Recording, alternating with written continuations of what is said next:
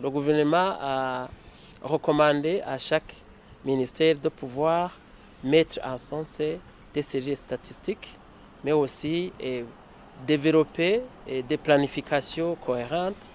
Et du moment qu'avec l'année fiscale à venir, on va entrer dans ce que nous appelons projet-programme.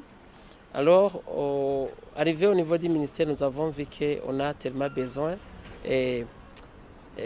d'une direction générale de la planification qui, dans ce sens, on va intégrer la direction des statistiques, et la direction de la planification, suivi évaluation et la direction des réformes administratives et des performances.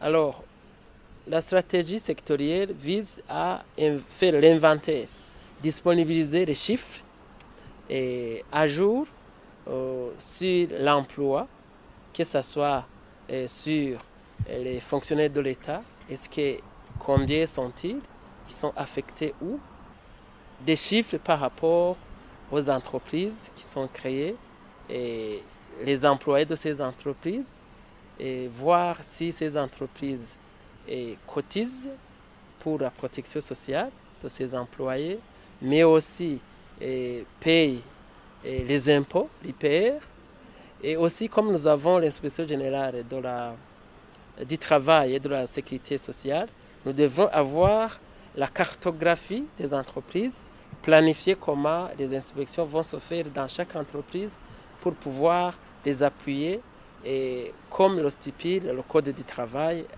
qui est en vigueur. C'est une stratégie qui a un coût qui avoisine 3 milliards de francs sur 4 ans, 2022-2026.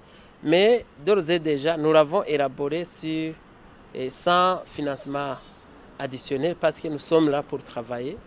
Donc la mise en œuvre pourra se faire progressivement, mais nous avons jugé bon d'élaborer cette stratégie avec un costing.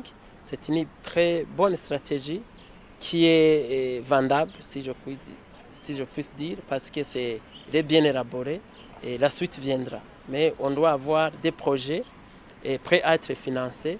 Au lieu d'attendre l'argent, on élabore des projets, on les valide et on mobilise les financements après.